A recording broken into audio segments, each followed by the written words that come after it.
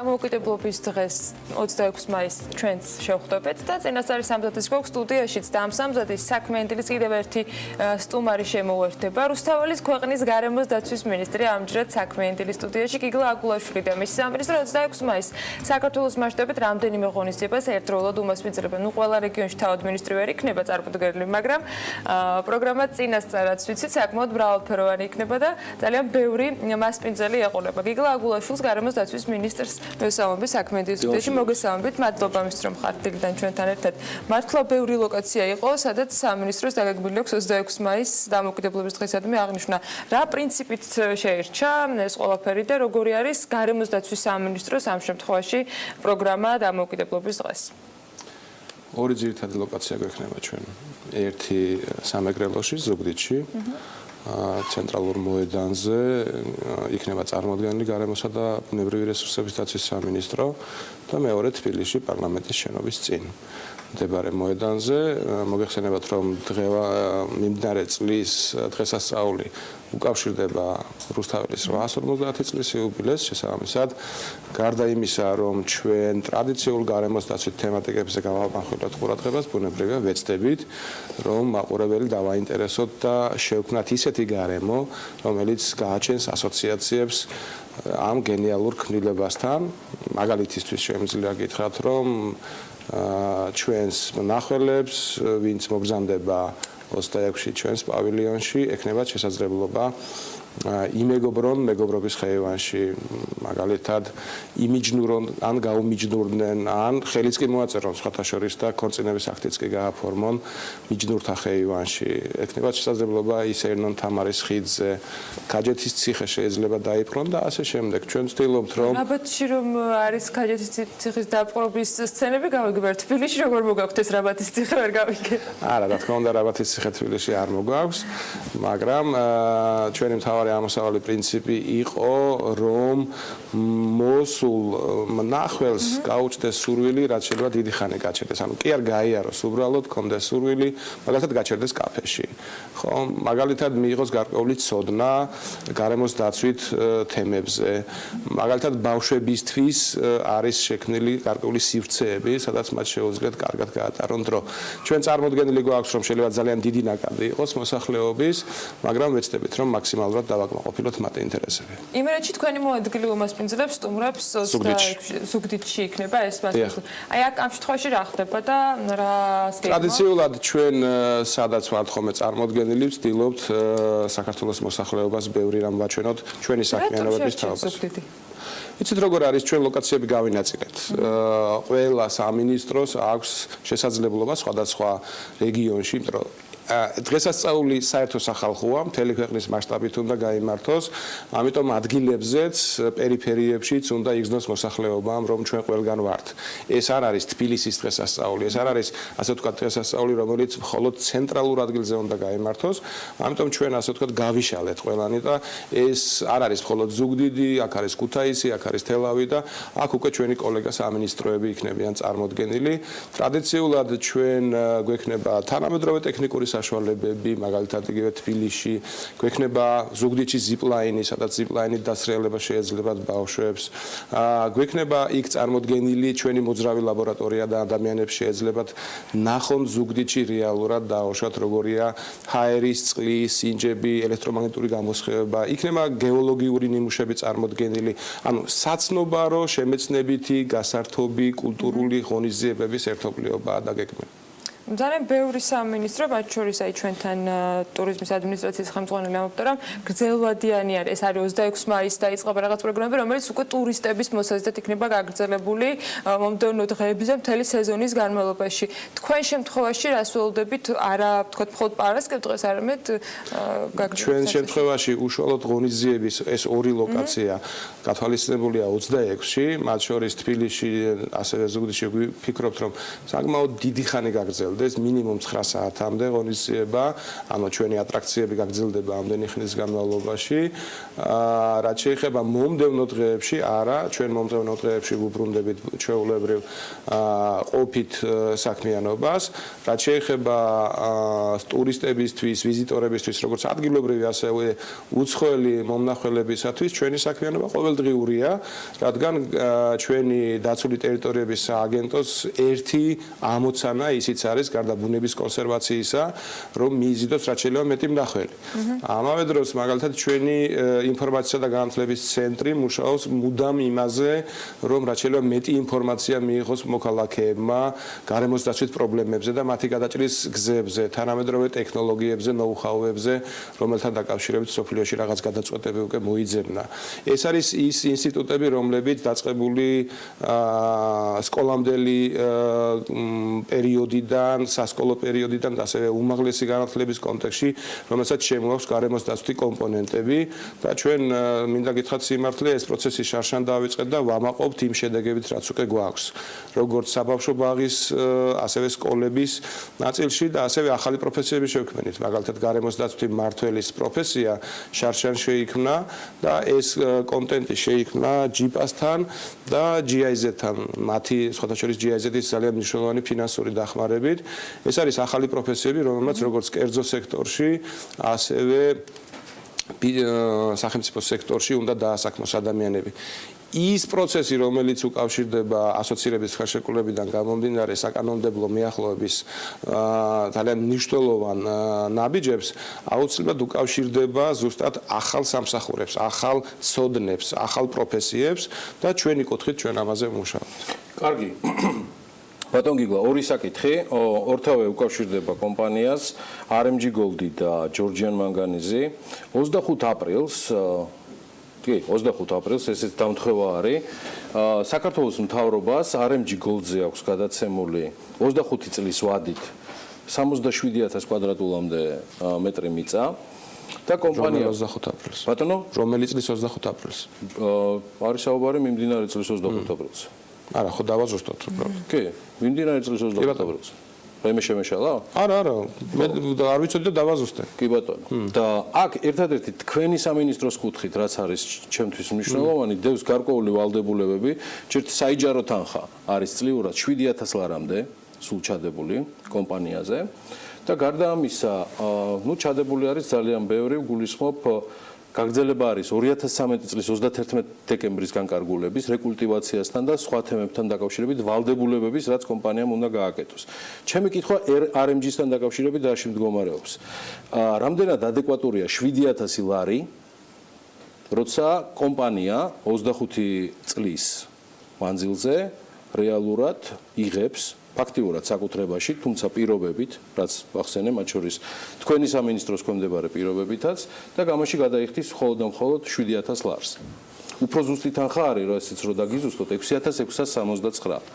3-6-იანია და მე 9-იანი ამოყირავება. ეს თქვენთვის რამეს ნიშნავს? აბსოლუტურად არა. სრულად თავისუფალი ვარ. როცა აქცენტს აკეთებთ, შეიძლება რამეს ნიშნავდეს. არა, გისმენთ ბატონ გიგლა. ხო, არ ვიცი, დეტალები შემიძლია ერთი რამ გითხრათ, რომ მქონების გადამცემი ჩვენ არ ვართ. ალბათ ეს არის ეკონომიკის სამინისტრო და როგორც წესი ეკონომიკის სამინისტროს შემთხვევაში თქვენ შეგიძლიათ ნახოთ ძალიან ბევრი განკარგულება მთავრობის, როდესაც ქონების გადაცემა, მათ შორის საიჯერო თანხითაც, ხდება სიმბოლური ფასით.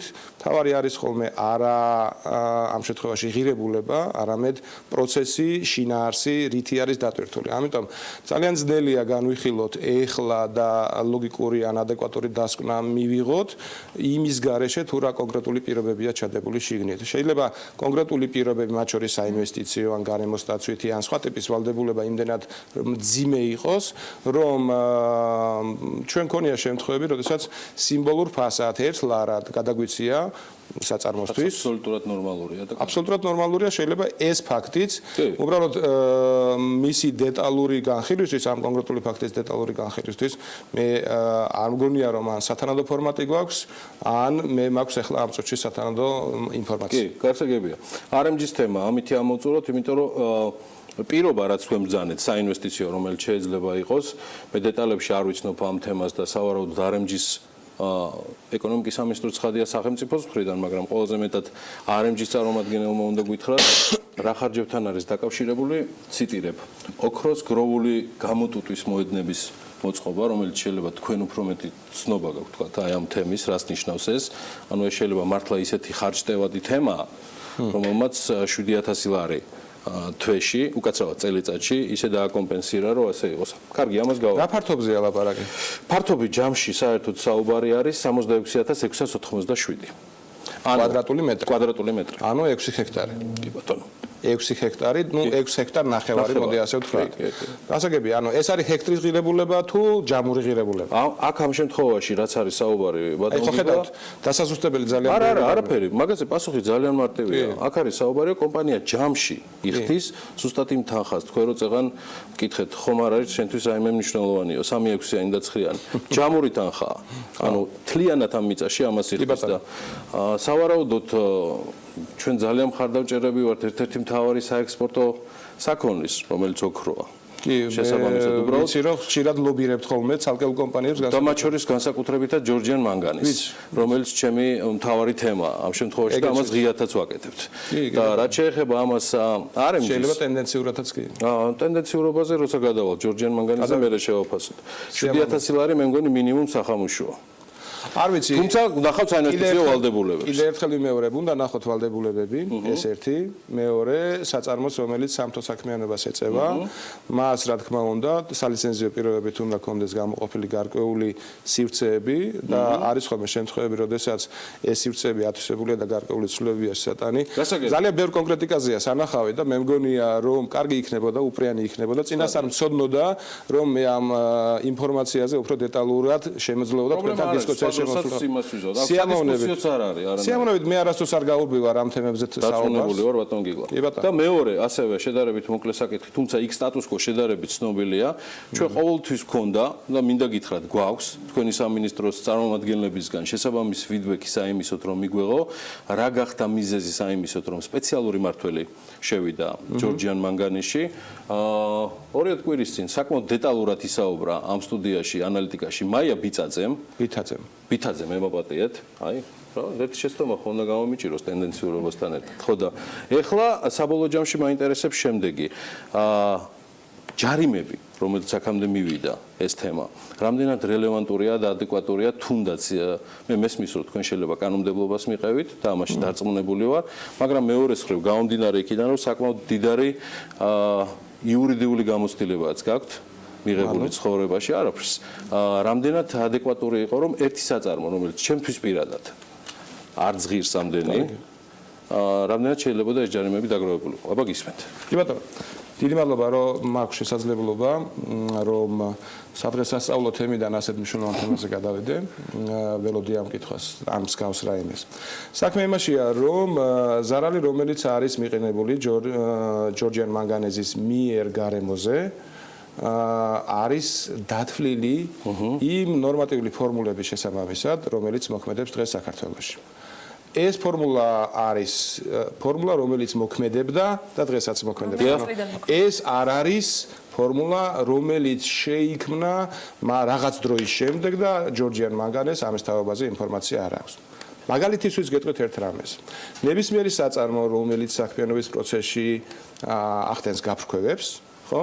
გაფრქვევების გეგმას ათანხმებს სამინისტროსთან და ამავე დროს ამ პროცესში აუცილებლად მუშაობს ერთ დოკუმენტზე, რომელსაც წარმოადგენს ასევე სამინისტროში, ეს არის გარემოზე ზემოქმედების შეფასების დოკუმენტი, ხო? დაინტერესდით ბატონო გიორგი, ხომ არა წარმოდგენილი ჯორჯიან მაგალითად ზესტაფონის სფერო შენამდე ქარხანას, ასეთი დოკუმენტი სამინისტროში და თუ არ აქვს წარმოდგენილი, ხომ არ არის ყველა ის გაფრქვევა, რაც იქ მიმდინარეობს დღესაც კი ამ პროცესში, ხომ არ არის ეს უკანონო. რახან არ არის შეთანხმება, რახან არ არის სათანადო დოკუმენტი წარმოდგენილი და შეთანხმებული. ამის გარდა მე უკვე გითხარით, რომ იქ სადავო იყო რამდენიმე საკითხი და 2 წლის განმავლობაში ჩემი კომუნიკაციის დროს მენეჯმენტთან იყო მთავარი მესიჯი რა?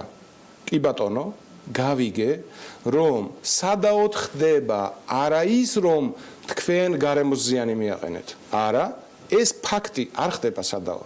სადაო ხდება მოცულობა რომ ამდენი იყო თუ იმდენი. სადაო ხდება ფორმულა, რომ ღირებულება დაუშვათ, რომელიც გამოიხატა ჯარიმა კი რა თქვენ უნდა, ანუ აქ ორი კომპონენტია, ერთი არის ჯარიმა. ჯარიმა არ არის დიდი. ჯარიმა ერთჯერ, მეორედ, მესამე, ანუ სამაგდე. დაუშვათ შეიძლება იყოს 5000 ლარი და ასეც იყო დავიდან, მერე იყო 15000 ლარი და შემდეგ იყო 45000 ლარი. ჯარიმა არის ფიქსირებული თანხა. თავარი სადაო საკითხი არის მიყენებული ზიანის ოდენობა და ის ფორმულა მაგალითად, რომელთაც ჩვენ დავითვალეთ მოქმედი ნორმატიული ფორმულით. ჩვენ ვერ ვიქნებოდით თვითნებურები და ჩვენი ნებასურვილით, ჩვენი შეხედულებებით სუბიექტურად ვერ შევაფასებდით ამას. ამიტომ ჩვენმა სპეციალისტებმა ნახეს მაგალითად რაღაც პარამეტრების სიგრძე, სიმაღლე, წონა, გაფრქვევის რაღაც მოცულობა და ამ პარამეტრებზე დაყრდნობით მათ დაიანგარიშეს პრობლემა. ეს არის მარტივი დაახლოებით ორუცნობიანი განტოლებასავით ჩასვეს ერთი უცნობი, მეორე უცნობი მიიღეს შედეგი და დააჯერებეს დაამთავრა. ხო? აი, როდესაც ჩვენ ამ საკითხზე ვდაობთ, ჩემი შეთავაზება მენეჯმენტის მიმართ ყოველთვის იყო ასეთი. საკითხი სანამ სასამართლოშია, მხარეებს აქვთ ძალიან კარგი ლეგალური შესაძლებლობა, რომ შეთანხმდნენ მაგალითად რაზე. თქვენ თუ მეუბნებით, რომ 300 მილიონი დარიცხული ზიანისთვის არის ბევრი, მითხარით რამდენია ადეკვატური მითხარით. რა ზიანი მიაყენეთ თქვენ გარემოს და რამდენია ეს 10 მილიონი, 1 მილიონი, 300.000, 45 მილიონი. მე შემიძლია თავად გითხრათ, რომ 2 წლის განმავლობაში ჩემი ერთ-ერთი პირველი ვიზიტი იყო სხვადასხვა ჭიათურაში. მაშინდელ მენეჯმენტთან მქონდა დიალოგი.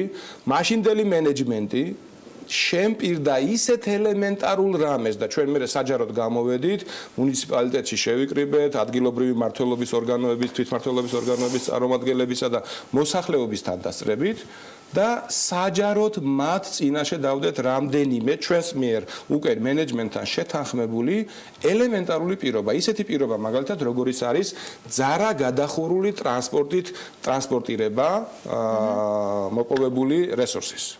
ჩადით ერთი ნახეთ ჭიათურაში, დღემდე თუ ძარა გადახურული ტრანსპორტით დადიოდნენ, არ დადის.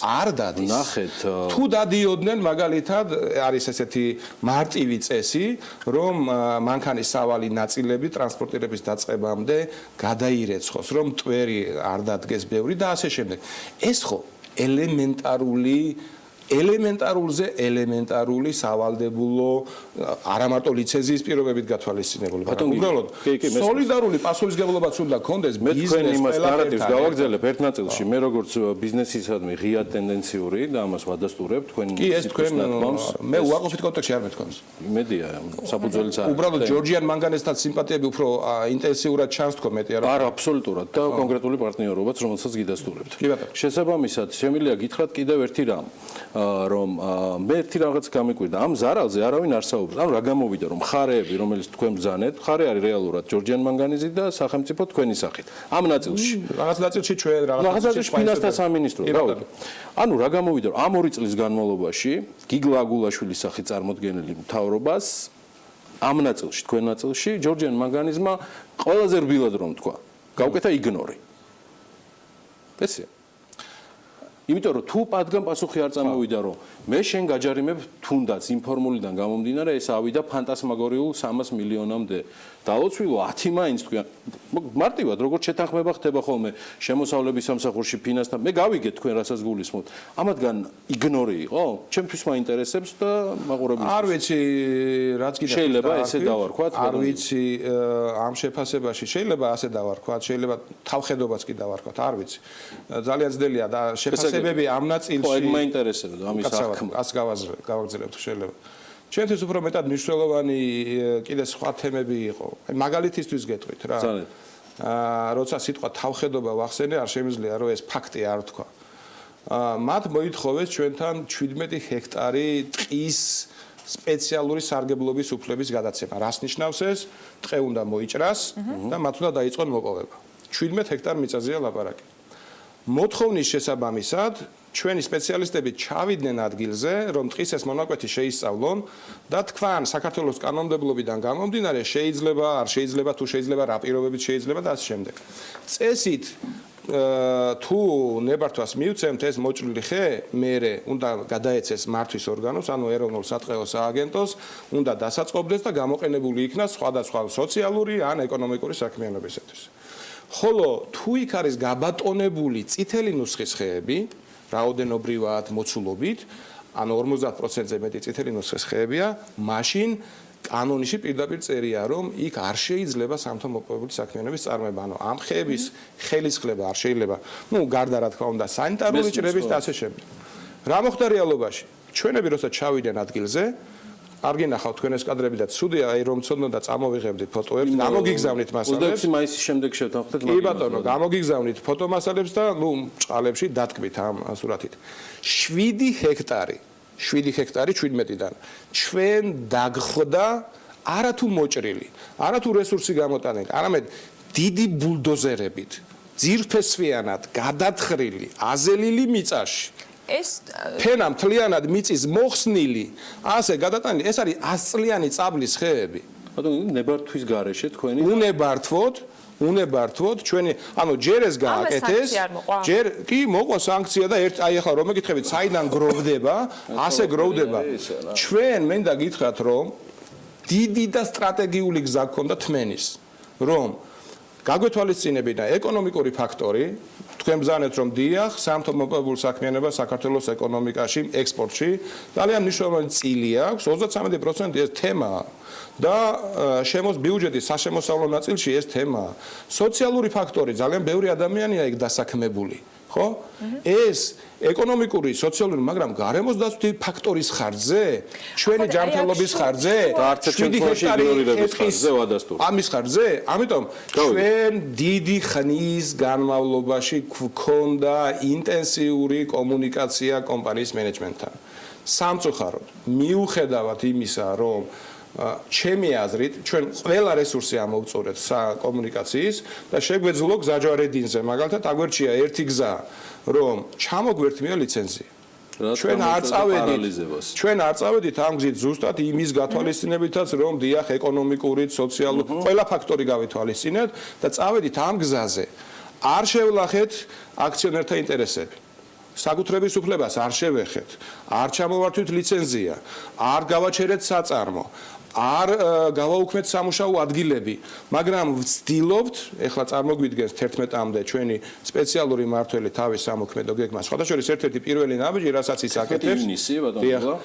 ის აკეთებს, არის ზუსტად რომ ეკოლოგიის სამსახურს აღადგენს საწარმოში. წარმოგიდგენიათ რომ ასეთი საწარმო ისე მუშაობს რომ შესაბამისი სამსახურიც კი არა. ანუ სამოქმედო გეგმა ამავე ეთერში, ანუ გიორგი რომელი ეთერიც ახსენა, იყო საუბარი რომ როდესაც სანამმართველი დანიშნულდა უკვე განხილული იყო. ეს სამოქმედო გეგმა იცვლება, ახლდება თუ რას ველოდებით 11. ანუ როდესაც მმართველი გეგმა უნდა წარმოადგინოს. დროებით ჩვენიშნებოდა ხედვებთან დაკავშირებით იყო კონსულტაცია. დასაწყისი კონსულტაციების დროს ეხლა გულახდილები ვიყოთ ამ დონის მენეჯერების მოძიება ქვეყანაში არც ისე ადვილი საქმეა და ამიტომ რაღაც კონკურსი იყო თუ კონსულტაციები? არა, კონსულტაციები ქონდა ჩვენ და ამ კონსულტაციები გიგო თუ კონკურსი უნდა გამოცხადებულიყო? კანონის ჩარჩოს მიხედვით ჩვენ არანაირი შეზღუდვა არ გვაქვს. შესაბამისად, ჩვენ ეხლა ველოდებით ზუსტად მართველისაგან, იმიტომ რომ ადამიანი უნდა ჩავიდეს, გაეცნოს რაღაც ვითარებას. არა, ვიცი, მაგას ვამბობ, ამიტომ შესაძლებლობა. ეს იყო ზედაპირული თქვათ რაღაც იდეების შეთანხმება და ეხლა ველოდებით დოკუმენტს ამ ყველაფერთან. ეხლა ველოდებით კონკრეტულ გაწერილ სამოქმედო გეგმას და კანონით გამომდინარე პროცედურების შესაბამისად თვეში ერთხელ სპეციალური მმართველი სამინისტროში წარმოადგენს ანგარიშს. საქმე არის ერთ რამეში, რომ დღემდე სამინისტროს ჰქონდა შესაძლებლობა იქ თუ რაიმე ცუდი მოხდებოდა, მათ შორის გარემოს დაცვის კუთხით, ეთქვა, რომ ვინ ტყუის ჯორჯიან მანგანეზი ტყუის ადმინისტრირებელს გამოგვეყენებინა რაღაც ბერკეტები რა ჩვენ გვაქვს, მაგალითად ჯარიმის თუ სხვა სახით, ნებისმიერი სანქცია და გვეთქვა, ის არის დამნაშავე. დღეს ამ ტიპის გადაწყვეტილებით ჩვენ იმას კარგად ვაცნობიერებდით და ვაცნობიერებთ, რომ ჩვენ ავიღეთ მთლიანად პასუხისმგებლობა პროცესზე, როგორ იმოქმედებს ჩვენი მმართველი, ჩვენი დანიშნული, პრინციპში ფორმალურად ვთქვათ, სასამართლოს მიერ დანიშნული მმართველი, მაგრამ რა თქმა უნდა, ჩვენ წილ პასუხისმგებლობას ვერ გავექცევით, ვერც პოლიტიკოს მაჩვენებს. ერთი მარტივი მიზეზი გამო, ანუ თუ შეიძლება, თქვენ რო წეღან ახსენეთ, ბატონ გიგლა, ანუ ლიცენზიის ჩამორთმევის საპირწონე ნამდვილად არის სპეცმმართველის მიuliნება იქ, თუმცა მაშინ როცა და სხვა შორის რო წავიკითხე, იურიდიულად მართლა უნაკლოდ აქვს სახელმწიფოს ნამუშევარი სასამართლოსთან ერთად გულისხმობ. ყველა ეს საკითხი დაცულია, გულისხმობ საკუთრების უფლება, რაც თქვენ ჩამოთვალეთ, მეორეს მხრივ დღევანდელი მესაკუთრე და მენეჯმენტი იმ პირობების გამო, თუნდაც რაც თქვენ ბრძანეთ, ნაწილი ჩემთვის სიახლე იყო და ამიტომ მინდა რომ აქ თემებს დაუბრუნდე, იგივე ტყის მასივს და სხვა დეტალებს შემდეგ კვირაში, თქვენ ფაქტია რომ ნიკა ჩიქოვანი ამის გამო აერჩიეთ, რომელსაც აქვს ეს კონკრეტული გამოცდილება. სხვა კითხვა მაქვს. ეს იყო თემა მხოლოდ ჭიათურა, თუ იყო თემა ზესტაფონიც. ჩემთვის გაურკვეველი იმ დოკუმენტში, რომელზეც შეგაქეთ კიდეც, რომ იურიდიულად უნაკლოდ იყო შედგენილი მეთქი, უფლებო დარჩა მეპატრონეს სრულად, ჩემთვის იქ ჩანს ჭიათურის თემა, როგორც პრობლემატური. რატომ არის სპეციალური მმართველი ზესტაფონში, ბატონ გიგლა? 26 მაისის გარდა ყველაფერზე გამომივიდა. კი, ეგ მართალია, ხო. სადღესასწაულო არ გამოგვივიდა. დღესასწაული ერთად ავნიშნოთ და მერე გავაგზავნოთ RMG-ზე და GM-ზე. გამოიარეთ გვესტუმრეთ, შეიძლება თქვენც ან ირაინდოთ, ან გამიჯნურდეთ, რა ვიცი. ხო, რა ვიცი. შანსები გექნებათ. არის არენერვიულ. კი, არა, სანერვიულო. ხო, რა თქმა უნდა, ეს არის ერთი კომპლექსი და ერთი მენეჯმენტის კომპონენტი, ერთი ნაწილია და ამიტომ მმართველი და მისი ფუნქციები და მისი, ასე ვთქვათ, მისი საქმიანობის სისავსე დაუშვათ არ არის მხოლოდ ჩვენი ნებასურვილზე დამოკიდებული. მმართველს უნდა კონდეს ყველა ბერკეტი საიმისოდ, რომ პროცესი თავიდან ბოლომდე იმართოს და შედეგები დადოს. მე მქონდა შეხვედრა აქციონერებთან, მე მოვისმინე მათი პრეტენზიები, მათი იდეები, მაგალითად ერთ-ერთი ასეთი მოსაზრება იყო, რომ რატომ აი ასეთი დიდი მოცულობით, ანუ სრული მოცულობით, დაუშვათ რომ მთელი სადავეები რატო გადაეცა სპეციალურ მმართველს და რატო არ შეიძლება რომ მას მარტო გარემოს დაცვის სფეროში კონდეს მართვის სადავეები და არა სხვაგან და ასე შემდეგ. გაგიკვირდებათ ეგ შეხვედრაც არ ვიცოდი ბატონ გიგლა. ანუ ნიკოლოზ ჩიქოვანის დანიშვნის შემდეგ იყო კომუნიკაცია. მუშაობთ ბატონო ჩემო, მუშაობთ. ხო. მე მაქვს ბოლო კითხვა. ყველანაირ დროს გადავაცილე და დარწმუნებული ვარ რომ ახლა მე წოდები რომ დროს გადავაცილებ. არა მარტო ერთი მინიმუმ, მან ფაქტიურად პირველი ვერსია არის ჩემი ცოლის დაკალების მე. ძალიან მოკლე კითხვა. მოგწელდებით თუ არა დანიშნული მმართველისაგან რომ ამ ჯარიმასთან დაკავშირებით რაიმე გადახდის ნაწილში გეგმას წარმოადგენს თუ იქნება რამე თქვათ ალტერნატიული წინადადება რომ ეს დაკისრებული ჯარიმა იყოს თქვათ ან სახელმწიფოსთან გაბათილებული ან ეტაპობრივად გადახდილი ან თანხების საიდან უნდა მოიწიოს. ეს არის თუ არა დროებითი მმართველისათვის მიცემული ერთ-ერთი დავალება. რა თქმა უნდა, ველოდები წინადადებებს ბევრ რამეზე და მათ შორის ექნება ერთ-ერთი კომპონენტი. აი, რო გითხრათ, სამი წელი აქვს ვადა თქვენი. არ ველოდები გაბათილებას. ჩვენ შეიძლება შევქმნათ ერთად, მოვიფიქროთ მოქნილი სისტემა, შევთანხმდეთ რაღაც მოდერნობებზე, მოცულობებზე, ზიანის დაანგარიშ. ჩვენ ახლა ზოგადად ერთ ამასაც გეტყვით, რომ მუშაობთ სამთო მოპოვებული საქმიანობის დიდ რეფორმაზე.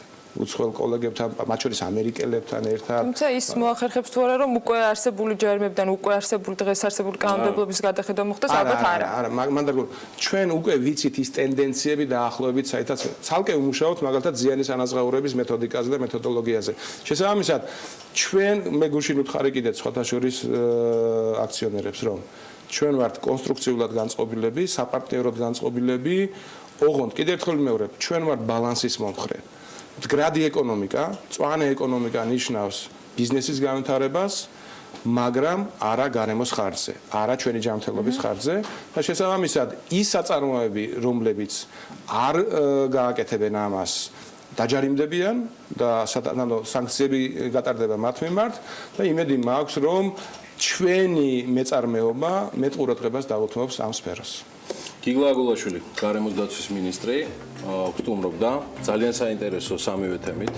თავი თემა იყო 26 მაისი, რომელზეც და აუცილებლად მივაკითხავ სამინისტროს სტენდს სამწუხარო დედაქალაქში, ზუგდიდში. ამჯერზე ვერ მოვახერხებ, მაგრამ შემდეგ კვირაში შეპირებისამებრ ბიზნეს მედია საქართველოს, რომელიც TV პირველზე მაუწყებობს, აუცილებლად დაინტერესდება ყველა იმ თემით, რაც მინისტრმა დაანონსა. ჩვენი ინტერესის სფეროა RMG-ის საიჯარო თანხა და ცხადია ჯორჯიან მანგანეზი, რომელიც ერთ-ერთია იმ 18 კომპანიიდან, ვისთანაც ჩვენ პარტნიორობთ.